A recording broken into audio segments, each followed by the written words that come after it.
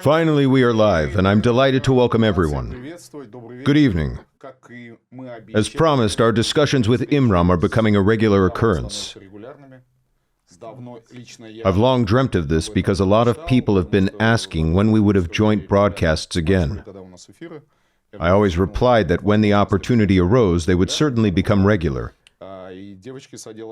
We receive many questions through the customer care department and various other channels. Quite a few are recurring, because they touch upon broad aspects of human life that unite many people. Some questions concern specific situations, events that took place not so long ago. We'll be discussing some of those today as well. We've got lots of interesting things lined up ahead. This evening we'll answer your questions, both those submitted before the broadcast and those arriving live during the session. And of course, we'll do something we didn't get a chance to arrange during our last session, a meditation to conclude today's discussion, just as we intended previously. We didn't have enough time for this. We'll certainly do it today. While our audience continues to join us, I'd like to ask, how have you been? What's new? What's happening these days? Life is full of events and movement. Everything is going wonderfully. Many who join us have already stepped onto this path. If we consider the endless cycle of incarnations, we've all been walking this path for a very long time. When you see that people are filled with this knowledge and feel genuine joy, you realize that this knowledge has begun to work. You've probably noticed no one leaves dissatisfied. It always fills me with joy to know that such an opportunity exists. I always notice the contrast on the first day of the seminar when people come to register. They arrive in one state of mind and leave completely transformed. And it's so strikingly clear. 2 days of deep reflection and afterwards pure joy. During the seminars, we are always serious. I want to say that the very opportunity for so many people to come together generates a tremendous force, a force of transformation. Each person present contributes to it, as does the shared space shared by each person. It's truly fascinating. This is real magic in the best sense of the word, the magic of life. Many questions came in before the broadcast. They touch upon broad areas of life, and although deeply personal, resonate with large groups of people. Hello, what guidance can you offer to women during pregnancy? Get ready to give birth. I'll add a bit of humor now and then, because the more serious the question, the more a touch of lightness helps. Of course, this is a great responsibility. Above all, it is a profound joy. Pregnancy is the creation of a new model of the universe. You see, the child to be born is an entire universe. I often repeat this. This is a new model, a new transformation, a new opportunity to behold the Creator in the image of your future baby. Naturally, much depends on the woman, future mother. I've already mentioned that even her gestures leave an imprint on the baby. It's not so much the father's behavior, but the mother's psychology, her mood, her experiences. That's why I recommend watching only uplifting, positive films if you watch any at all. Better still, avoid them altogether, unless they are genuinely spiritual, inspiring, and capable of elevating your vibrations. Such films do exist. They say that when a pregnant woman listens to music, the baby hears it too. And that's true. Classical music is especially beneficial. Even if you're not particularly fond of it, listen anyway because it carries hidden knowledge. It awakens those who listen to it, lifting the soul to a higher level. So, music, yes.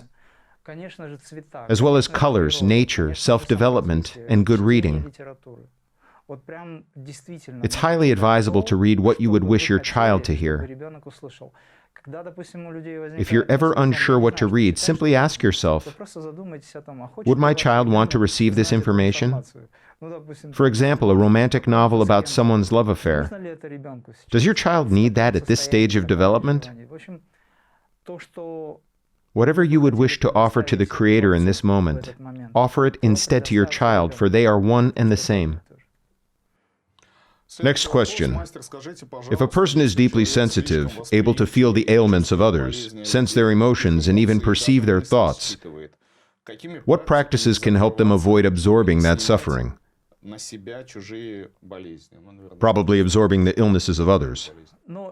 This is a very broad question. I'll try to embrace its essence. All questions are very broad and comprehensive. Hopefully, we have time to cover everything.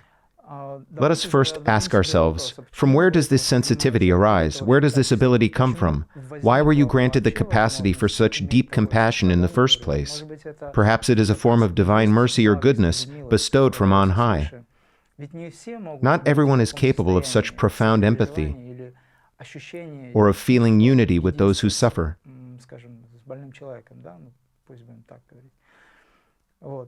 If you regard it as a sacred gift, then there is no reason for fear. You have nothing to be afraid of. But if you feel the need to shield yourself, then turn inward to your higher self and say, "From now on I wish to experience compassion and empathy without taking upon myself the weight of another's karma. Still, I am willing to offer whatever help is needed. Grant me the strength to do all that I can for this person, while remaining strong and healthy." There are people who consciously or unconsciously allow certain programs to enter their lives. Let those programs remain outside your inner space. This will help you preserve your strength.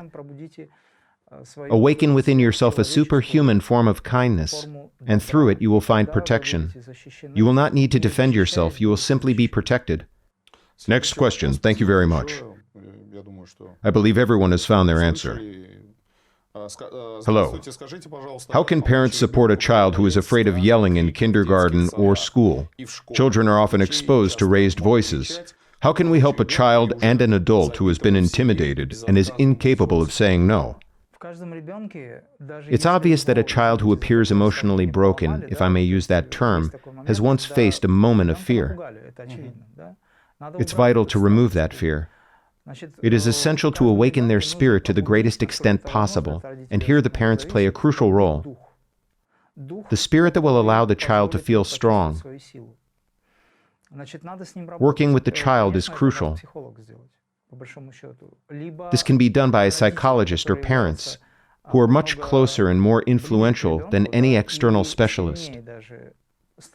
A psychologist can advise parents on the most effective ways to help. It's obvious that parents play a key role. It's crucial to help the child to release and overcome the fear by redirecting their attention. Later, they may encounter a similar situation again, and they will perceive it differently. Work with that person. The problem is rooted in fear. All you have to do is remove it. Good evening. I have a sister and a younger brother. It feels as though we love one another, yet there is no deep or pure connection between us. My sister still holds on to childhood grievances. My brother speaks huffily, and now he has fallen ill. How can we bring harmony into our relationships? How can we awaken love between us? The truth is simple. A tree cannot grow without water. Without moisture, the leaves cannot emerge.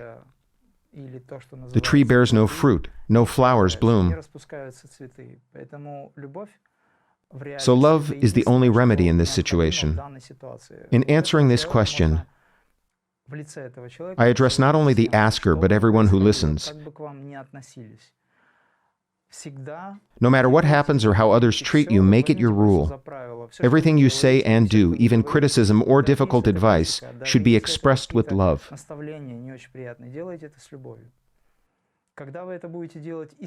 When you act sincerely and lovingly, harshness disappears, and your words cease to sound negative. Your words, even if not pleasant, will be received differently, because love transforms everything. Serve your loved ones as much as you can, if not outwardly, then inwardly, in your heart. Pray for them, act with love, and over time, the warmth of your love will melt the deep ice of rejection, misunderstanding, and everything that comes with them.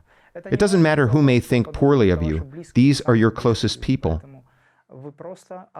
So do not focus on how they treat you. Focus instead on how you treat them.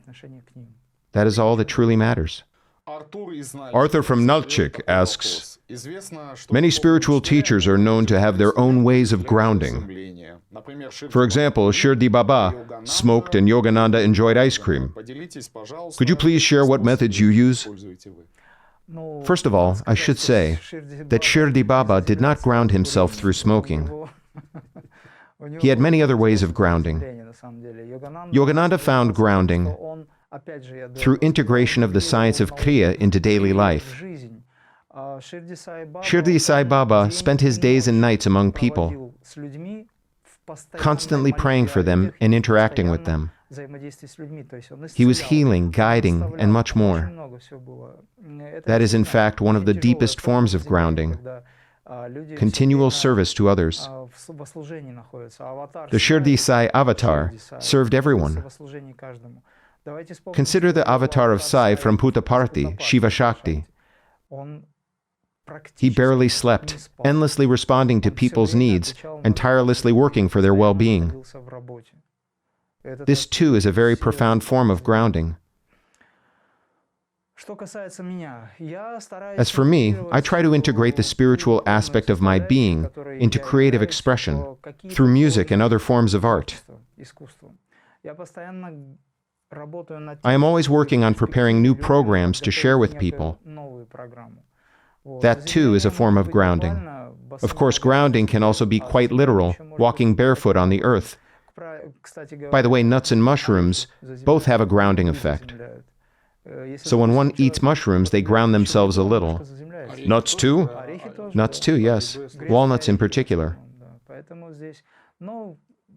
As for myself, I don't smoke, drink, or swear. These, in their own way, are also forms of grounding. Do we need to ground at all? If a person is deeply detached or very elevated spiritually, grounding becomes necessary. I once knew a remarkable man from Odessa, Oleg Semenovich. I would even call him a saint. Back then, we still had the opportunity to visit from time to time. He smoked, yet he was a holy person. By the way, one of the well-known saints in Russia used to swear so colorfully that it made one sick to listen. It was his way of grounding. There are many forms of grounding. So, there's nothing wrong with it. Ice cream, yes. If sugar-free, it's acceptable. Alternative milk ice cream is fine too. A practitioner asks, how should I meditate if I cannot remain seated for a long time? Can it be done lying down, with the gaze directed in a particular way, through specific postures or otherwise? You can sit just like I do, on the edge of a chair, or lean against the back if it's straight, or lean forward a bit if it's not. Meditation is not about assuming the lotus position. It is about finding the right posture of consciousness. What is meditation, after all? It is the awareness of one's higher self, one's higher nature. You can enter this state in any position and in any place. In fact, one should learn to remain in this state everywhere. Nirvikalpa Samadhi is a state that allows a person to be in the world but not of the world. So choose any position in which you feel comfortable, except one that makes you fall asleep too easily. If, for instance, you prefer to lie on your side, you will likely drift off. And meditation will turn into sleep. But if you adopt a position that is not particularly comfortable for sleeping, meditation becomes possible. If you wish to practice lucid dreaming to maintain awareness during sleep, which is meditation in itself, then lie in an uncomfortable position. Not everyone can fall asleep easily on their back. As soon as they turn to their side, they drift off. So lie on your back in savasana. We call it sleepasana. In that state, you are both asleep and awake. You remain self-aware. In everyday life, hold on to the awareness of I am, and this will gradually turn into meditation. Whatever you do, remain aware. I am. It requires persistent and dedicated effort. With time, the mind will yield, and you will remain in that state. Master Imram, good evening. I feel as though there is more and more evil and injustice in the world, but the forces of light are stronger. What's going on? Evil and injustice are being brought to light. Imagine stepping into a long-forgotten, dimly lit closet. You can barely make out what lies within. The shapes are vague, the outlines uncertain. But as soon as a bright light is kindled, everything around you becomes visible. The more light there is, the more visible become the impurities that must be removed.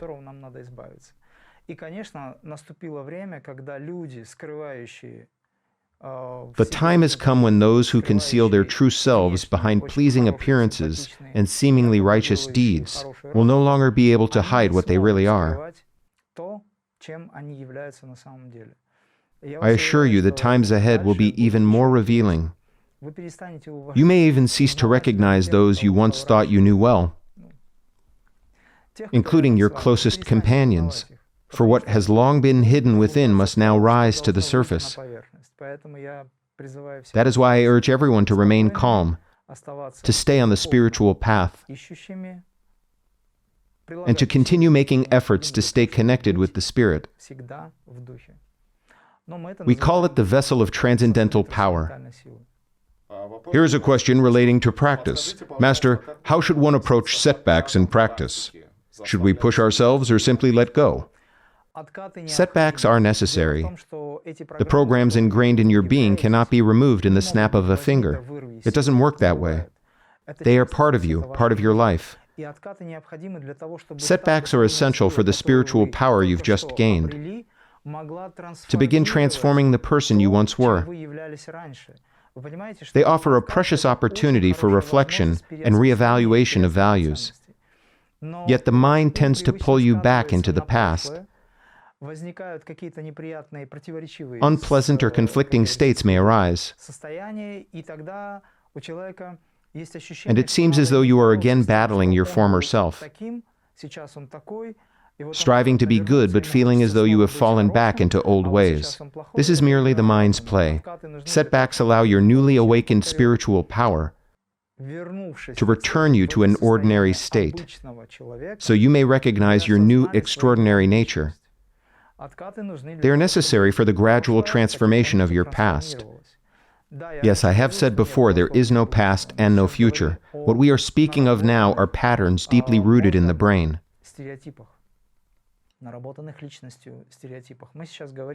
We are speaking of the old neural connections that fight for their survival.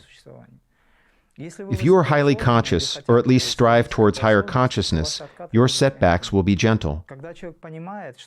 When you realize that everything that happens with you serves the good, they lose their heaviness. If you find yourself in conflict or discomfort during a setback, stay aware of your divine nature, your greatness, and your high spiritual standing. You have all come from above, not from below. In such moments, understanding the principles of Kriya becomes invaluable. Regular meditation helps you grow inwardly and maintain balance through these phases. Do you know who a master is? A master is the one who does not change. The whole world may shift, but a master remains unaffected. In every situation, stay true to the I am principle. Stay true to your real self. That is mastery, and that is meditation. A question about meditation and inner stability. My husband is my complete opposite. I am devoted to God while he seems to attract all the dirt. How can I endure this without getting myself dirty? I meditate more and more often, which helps, but my patience is wearing thin. But someone has to deal with the dirt. Well, someone once told me, "What kind of life am I living? Wherever there's dirt, I somehow end up stepping right into it." I replied, yes, perhaps you step into the dirt, but you always walk out clean. For him, it was a revelation. We are accustomed to judging, dividing everything into spiritual and non-spiritual, into right and wrong. But ultimately, nothing is truly right or wrong. It's a matter of your perception. It's important to rise above the concepts of good and evil. The external world matters little now. What matters is your attitude. Transcending these dualities unites the principle within you. Your awareness, your ability to transcend, prevents you from seeing the negative as separate from the positive, and vice versa. Your spouse is a part of the whole, a part of yourself. If he brings what you perceive as dirt, and you bring light, as it seems to you, then let your light transform that dirt. This may be important. Cease to view your husband as merely someone who acts wrongly, and set judgment aside. Rather, try to stand in his place. If you are truly spiritual and luminous, begin cleansing that dirt yourself. Cleanse the space of your consciousness and the space of his consciousness. Of course, there are attachments and habitual vibrations, and the mind naturally gravitates toward what it knows. Yet through your meditation and practice, his sense of taste may gradually transform. All we need to do is transform the sense of taste. Someone who once loved vodka may now prefer tea. Someone who loved tea may now appreciate pure spring water. And one who once drank only spring water may now live on prana, the highest vibration. Everything is relative. From the perspective of truly objective perception, there is nothing inherently dirty in this life. In nature, nothing is bad or impure. Next question. How can I awaken love between parents who argue? In such moments, I just want to run away. Yes, it happens. How it will unfold depends on the level of consciousness of those involved. Sometimes people simply need to express themselves, even to shout if necessary. It's a form of releasing energy. Emotions shouldn't be suppressed, particularly in women. For them, expression can be especially healthy. Suppressed emotions accumulate. Men are often more restrained, though they too sometimes need to let off steam. There are even practices where people go into nature and shout, releasing what's pent up within them. It's natural. Osho, for instance, encouraged such techniques. Afterwards, people often begin to laugh. This is a way to relieve stress so it doesn't build up within. Suppressed emotions are unhealthy. It's important to express them. Yet this creates low, heavy vibrations and unpleasant states. In such moments, the child, or any third person witnessing the conflict, should choose a prayer and recite it calmly, without anxiety or emotional involvement. Simply pray, and wait. The more sincerely you pray, the sooner peace will return. A humorous question. Share your opinion. Which came first, the chicken or the egg? In every joke, there's only a grain of humor. So a humorous answer to a humorous question. It's impossible for the chicken and the egg to exist separately, one before the other. They appeared together. I see. What does Imram think about hypnosis? I don't feel very positive about hypnosis. If there were anything I regarded with disapproval, it would be hypnosis.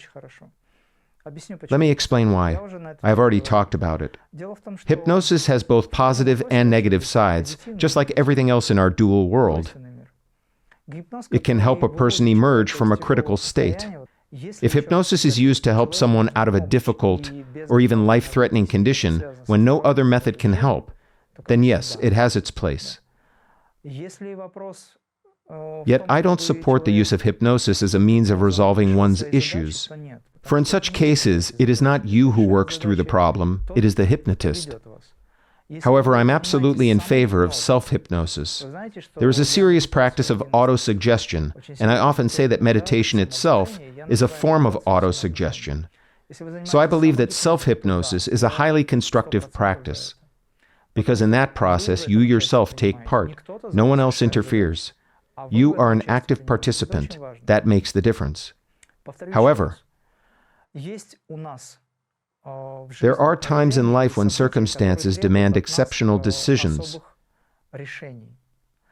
Here's a real example from my practice. Once, when I was still engaged in healing work and even assisted in a hospital, a man came to see me. His leg had withered. He was a police officer. What had happened? In a high mountain region during the mudslide season, they were on duty when they saw people being swept away by the flow. It was March. The water was icy cold. They rushed to rescue the people. He and his colleagues were pulling them out of the icy water.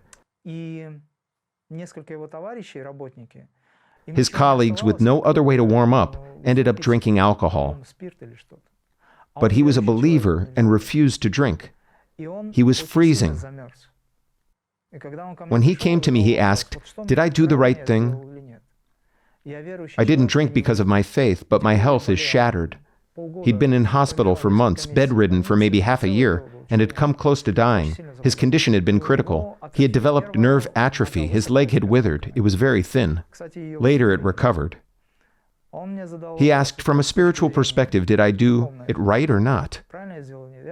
And I told him no. Life must always come first. Yes. And the second most important thing is to act consciously. He feared. He should have done it consciously, at least rubbed himself. His lack of understanding led him astray. He was confused. So to answer your question, if circumstances ever compel you to go against your beliefs, and at times we must, to avoid becoming bound by them, then do it consciously. When you act with full awareness, you do not create heavy karma, because you understand why you are doing it. Let's move on. Elena asks, Imram, how should one react to human meanness, especially when interaction is unavoidable? For example, with colleagues. Thank you in advance. Such situations often arise in toxic teams. Meanness is meanness, but the work still has to be done. How do I respond when I or my family face this kind of behavior? At least you don't work with them. You don't have to interact with them daily. I do work with them through prayer.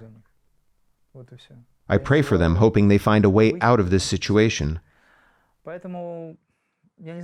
If I may offer a piece of advice, if I were part of a challenging team, I would start by caring for those people. The care should radiate from within. This energy will eventually reach the heart. Smile. Be tactful. Maintain a proper attitude. Avoid attachment and refrain from reacting to mean actions or undermining. I don't know every team's dynamics, but some scenarios tend to repeat. People may scheme against their colleagues. Not much has changed. Yes. Take it with humor. These situations are meant to make you stronger, to cultivate compassion. Show compassion. Those people are unaware of what they are doing. They lack understanding. They don't know what they are doing, probably. Next question. Hello, everyone. I want to change my name, but I don't want to upset my parents. How will it affect my life? I'm unsure what kind of work aligns with my soul. Is there a solution? 2 in 1. You won't have to upset your parents. You can receive a spiritual name, one that you'll carry through life. You'll be guided in this.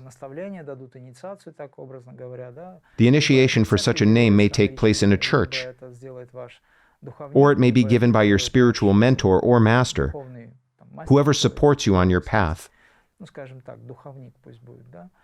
This new name will stay with you throughout your life. Your parents will remain content, for you still carry the name of their choice. But your path will align with the vibrations of your new name, because it reflects your true goals. There are plenty of stories of children whose health improved after getting a new name. Yes, Their lives transformed. I've already talked a lot about how names can shape our lives. Spiritual names are given with intention, especially for those with high spiritual or creative goals. Think of artists who use Pseudonyms. yes, stage names. These often serve as spiritual guides in their life journey. This concept exists across religions, Christianity, Islam. A proto-priest may have one name in the world, but another within his spiritual path. It does not prevent living fully. Is there a way to know my soul's age? The age of the soul cannot be measured in absolute terms if we speak of the eternal soul. Yet there is a concept of a mortal soul, and its age can be measured by the number of earthly lives and experiences one has had. Your interests in this life reveal whether your soul is young or wise, independent of your physical age and beyond the bounds of time. Next question. Is it true that giving your belongings to those in need is discouraged? And what if I have done this frequently? There is no harm in giving to those in need. Approach it with the principle of unity in mind. Imagine that you know or feel that a person standing next to you has negative karma. It's cold and they are freezing. You have clothes. Do you think that helping them will transfer that bad karma to you? Helping someone stay warm is an act of service. This will be rewarded by God.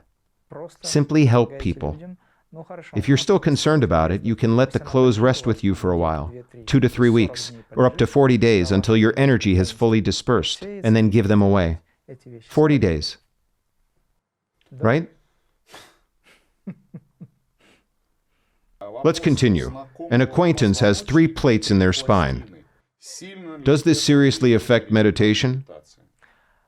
No, it does not interfere with meditation, because meditation isn't something that happens in the spine. Meditation is a spiritual experience, a spiritual state.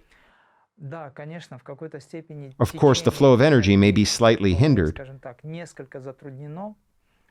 However, neither the spinal cord nor the central channel is affected by the plates. It belongs to a transcendent plane, so there's no need to worry that the plates will physically disrupt the flow of energy. Again, it all depends on the tradition. In traditions like Qigong, for example, the work with energy is more outwardly expressed. In these practices, at stages where subtler vibrations are being generated, the presence of injuries, plates, implants, or other insertions like pins can make a difference. Even if your teeth have dental fillings or implants, things like that can leak some energy and information, but even then, it can be compensated for. I'm talking about Qigong practices used for healing. Yet, in spiritual practices like Kriya, these physical factors are largely irrelevant. We follow the principle of I am not the body, I am not the mind. But it's not about ignoring the body, it's about perceiving a subtler reality. You realize that your body temple, with all its micro-elements, iron, platinum, titanium, and yes, even metal plates, serves as a potent reservoir for concentrated energy. Even with all physical imperfections, your awareness reaches a new level, and compensation becomes even more effective. Think of yourself as an immortal matrix manifested in this body temple. With this understanding, you'll be able to focus your energy on higher astral planes, regardless of the body's external state. I might not have explained it perfectly. I understood everything. Imram says he is not religious, yet often speaks of God in prayer. How should that be understood? Do atheists not pray? They do, at least until the first red traffic light flashes. Any atheist who truly feels an urge becomes a believer for a moment. The point isn't about belonging to a particular religion. It's about communicating with your soul. God is your higher self. I use the word God to make things more clear. It's a matter of explanation. If I keep speaking of the higher self or the transcendence, many would not follow what I'm saying. After all, there are people listening who are unfamiliar with such concepts. They need some kind of bridge to understanding. That's why I draw various analogies that make sense to everyone, since I've taken it upon myself to answer questions. Maybe I'm not really the one to advise. So I try to pick up words accessible to everyone, whatever their level of consciousness. The word God can be replaced with anything. The Creator, the primary source, the divine magnet, whatever resonates with you most. They all point to the same essence that guides the universe and gives rise to everything that exists. Call it whatever feels right. Next question. Master Imram, how can one most effectively deal with the absence of mind and laziness as well? Absence of mind sounds good to me. Yes. Laziness, universe. It always comes to mind. The universe is the center of laziness. It moves very slowly, at least relative to its size. And yet just think how many processes are being resolved within it right now, in every split second. It expands slowly, yes, kind of lazily. But at the same time, it performs its tasks with enormous, unimaginable, boundless speed. So if you learn to perceive yourself in that way, to think expansively, in terms of vastness and depth, you'll begin to reflect the very nature of the universe. Absent-mindedness is not always a bad thing. Do you know why it happens? Because the brain discards information that isn't needed in the moment. We're not talking about medical conditions like multiple sclerosis. That's something else entirely and requires proper treatment. But if a person is simply absent-minded, it usually means their right brain is more active. Take children, for instance. They're often dreamy, staring out the window during class. Ask them a question, and they don't hear you. They are floating in their own worlds. A wise teacher finds a way to step into that world, gently guiding the child on how to focus. But if someone truly wants to overcome absent-mindedness, then self-development is the key, especially the cultivation of concentration. In our practice, this aspect is strongly developed. Concentration is the foundation of life, and it's also the foundation of meditation. Meditation is the key to a good life. But for life to become truly good, concentration must come first. Here's quite a delicate question, and the person asking it clearly understands that. It's about abstinence. How can one stay in control? Sometimes lust appears even when I sleep and takes hold of the mind. How do I stay steadfast in abstinence? Once during one of my fasts, I'd gone without food for 11 days. I spent 2 days without water and the rest without food, though after a while I began sipping water little by little. It's said that 2 days without water equal to about 4. So in total it was roughly 7 or 8 days of fasting. During this period I came home. I had been in the mountains practicing, working, even cooking meals for my companions. It happened to be New Year's. When I came home, my mom had made Dagestani chudu for me. Miraculous. Yes, she placed them in front of me. She didn't know that. Filled with herbs or cottage cheese. I don't remember now, but they were delicious. She didn't know I had been fasting. And of course, I ate them. because they were made by someone who loves me. I could not refuse. Not because I failed or lost control, but because I chose to. And by the way, I didn't feel unwell afterwards. But you understand that the question of abstinence isn't about refusing to do. Of course. But we are learning to think in terms of vastness. Here's another example. Once I came home from work very hungry. The television was on. I sat down to eat. That was all I wanted just then. But suddenly a news report came on showing starving children in Africa. The images were heartbreaking. My appetite vanished instantly. I didn't feel hungry anymore. Where did the hunger go? When people say someone has lost control, what they're really talking about is weakness. But every human being has enough willpower to decide for themselves, to say no or yes when necessary. You decide. The real issue is identification with the body. When a person fully identifies with the body, they rush to eat the moment hunger strikes. But have you noticed that even a cat doesn't do this? A dog might pounce on its food, but a cat doesn't. It approaches slowly, sniffs, and only then begins to eat calmly. You see, if a cat can show such composure, why can't a human being? We forget our true selves because we identify with the body. And whenever you feel you're losing control, in any situation, not just the one we're talking about, pause for a moment and remember who you truly are. Are you identifying with the body, operating at the animal level? After all, most of our bodily reactions are driven by instinct. Or are you consciousness within this body, the one that decides whether to allow the body to follow a particular program or not? You decide.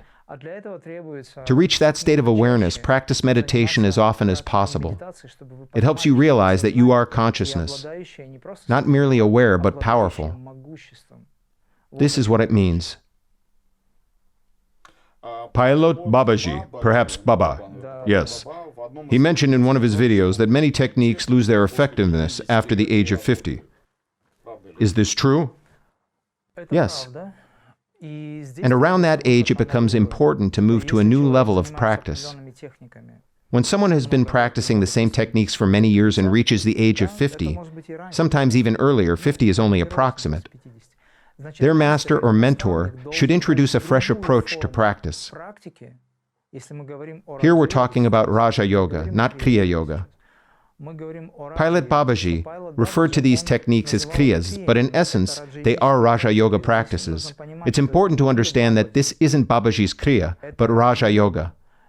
It calls for a new approach, a step towards a higher level. This is known as correction.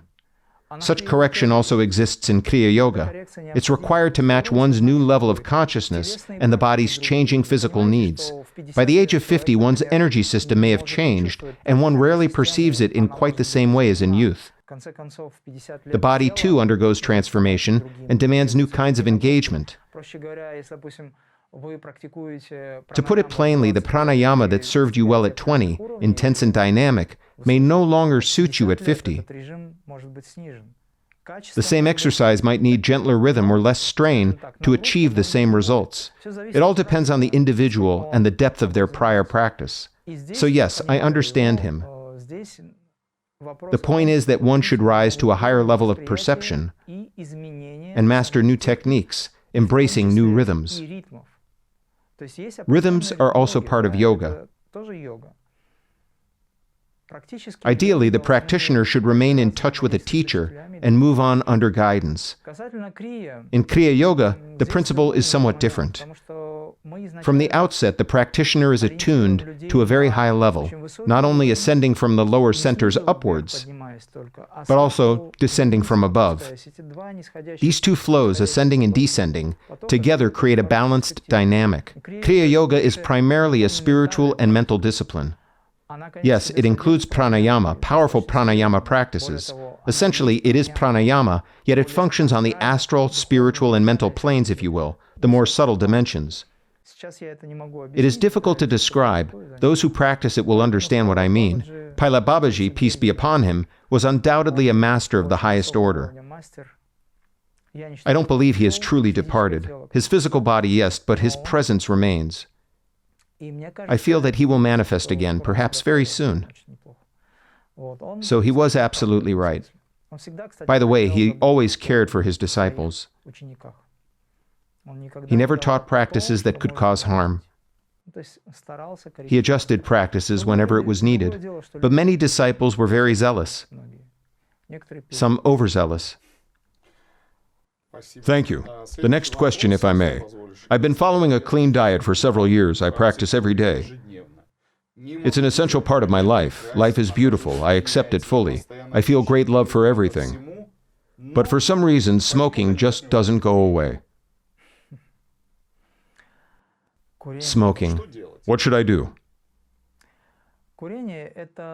Smoking, as we've said before, is a form of grounding. But it's also a way of suppressing the ego.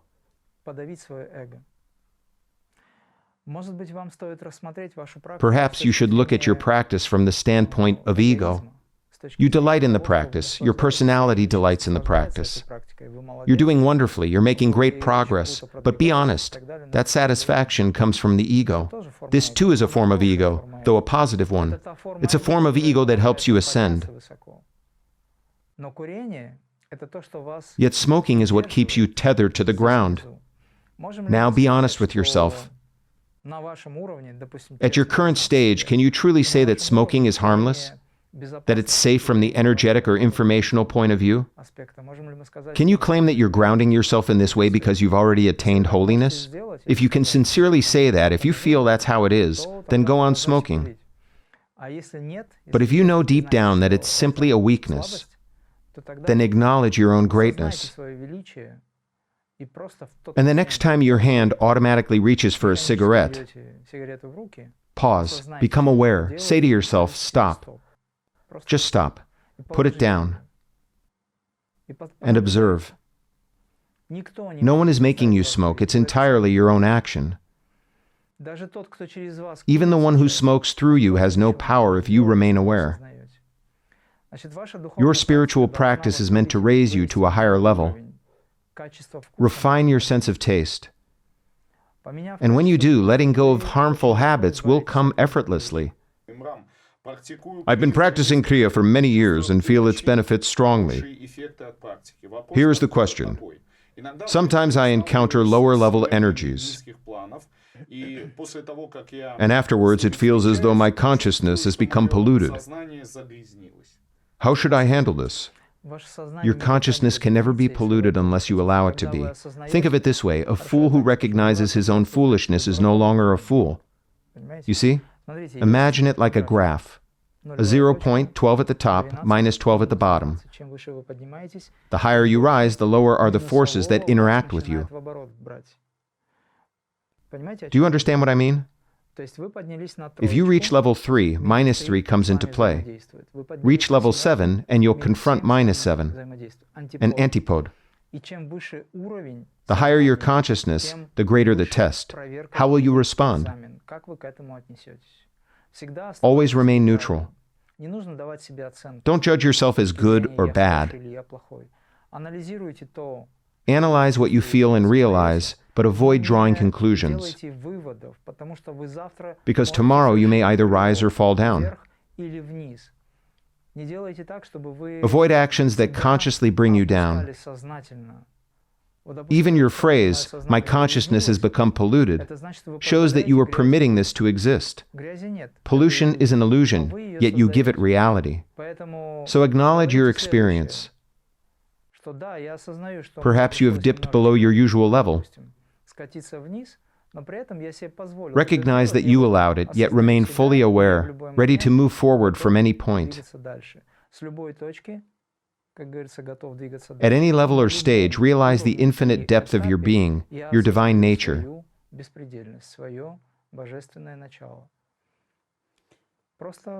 Simply be present where you are without evaluation.